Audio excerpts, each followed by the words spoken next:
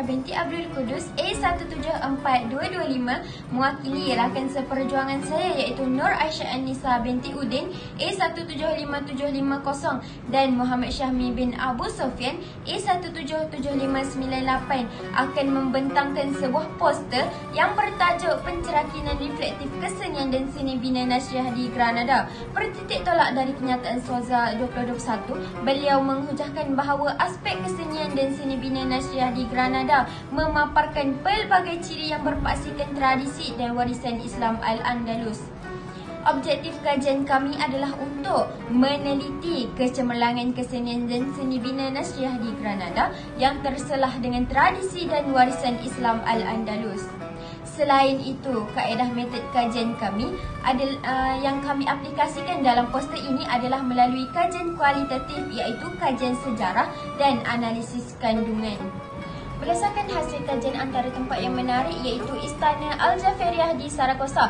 Sebilangan besar Al-Jaferiyah disiapkan oleh Abu Ja'far Al-Muqtadir semasa Banu Huk memerintah di Taifa Saragossa pada abad ke-11.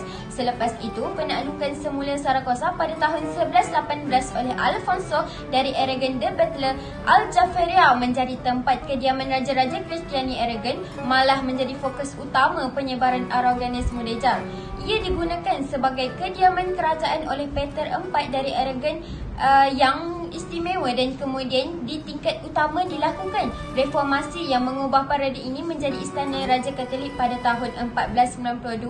Selain itu, pada tahun 1593, ia menjadi reformasi lain yang akan menjadikannya sebagai kubu ketenteraan pertama menurut rancangan Renaissance dan kemudiannya sebagai kawasan regimen tentera. Seterusnya iaitu istana yang kedua, Istana El Palacio del Partal. Istana Partal ini dibina oleh pemerintah Nasrid Muhammad III yang memerintah Emiriyah Granada, negara Muslim terakhir di Al-Andalus semenanjung Iberia dari 1302 hingga 1309 Masihi. Pentarihan ini menjadikannya istana tertua yang masih tinggal di Alhambra hari ini. Sebuah lagi istana yang dipanggil Palacio del Partal Alto oleh ahli arkeologi pernah berdiri di selatan di kawasan yang kini diduduki oleh taman. Walaupun secara tradisinya dikaitkan dengan Yusuf III, ia kemungkinan besar dibina oleh Muhammad III. Beliau menggunakan semula bekas menara kubu dan mengubahnya menjadi mirador iaitu ruang tinjau yang disepadukan ke dalam bangunan yang dihias.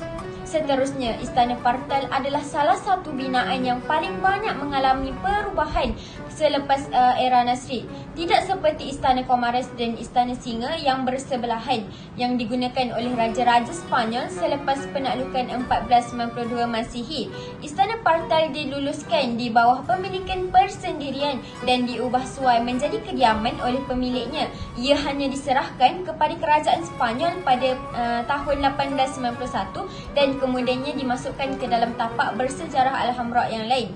Sepanjang abad ke-20, ia menjalani pelbagai pemulihan oleh ahli arkeologi dan arkitek yang bertanggungjawab ke atas Alhambra. 2 ekor singa marmar abad ke-14 yang besar yang berasal dari Maristan yang kini dirobohkan di Albasin. Sebelum itu telah dipindahkan ke Istana Partal tetapi telah dialihkan pada tahun 1890-an untuk dipulihkan dan dipelihara. Mereka kini disimpan di Museum Alhambra. Antara 1923 dan 1924, Leopoldo Torres Balbas memulihkan dan membina semula bahagian hadapan serambi, mendedahkan dan menyusun semula hiasan stuko serka di atas gerbang. Dan akhir sekali, Francisco Prieto Moreno, dia menggantikan tiang bata serambi dengan tiang marmar gaya Nasrid yang langsung pada tahun 1965. Seterusnya, kita pergi pula kepada mezwa. Mezwa ini adalah berasal daripada Arab Meswar, tempat pertemuan surah atau penasihat menteri. Ia juga merupakan tempat atau balai di mana sultan memberikan keadilan. Bilik ini mungkin milik struktur yang mendahului Istana Comares dan Istana Singa. Pembinaannya dikaitkan dengan Ismail 1314 sehingga 1325 dan telah mengalami banyak pengubahsuaian dan selain itu hiasannya telah diadaptasi oleh Yusuf I 1333 hingga 1354 dan kemudiannya oleh Muhammad V semasa mandat kedua. Kedua-dua pemerintah bertanggungjawab untuk pembinaan dua Istana Alhamra yang terpelihara dengan baik ini.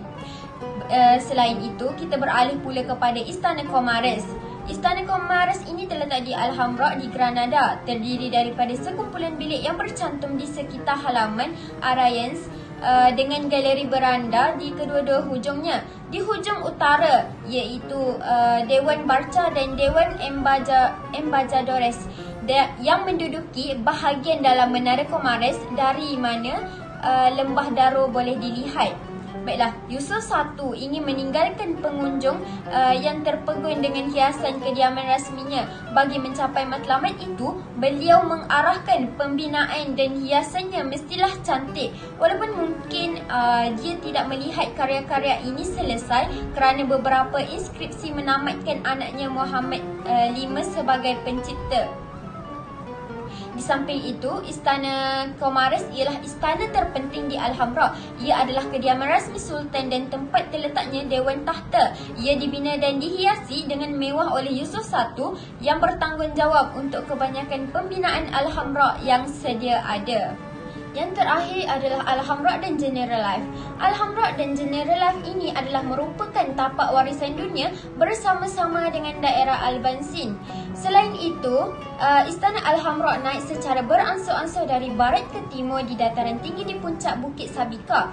Bangunan Nasrid yang didirikan kerana Sultan Nasrid pada abad ke-13 sehingga 15 Masihi, beliau memilih sebagai pusat politik kerajaan Granada. Alhambra dengan istana air pancut, mandi, kolam renang dan taman-taman adalah kasih terusan diraja iaitu Assyrian. Seluruh kawasan dikelilingi oleh dinding, menara dan pintu besar yang menyerlah aspek ketenteraan dan pertahanannya. Malah terdapat juga bangunan yang lebih halus di dalamnya. Sekian itu sahaja daripada saya. Terima kasih.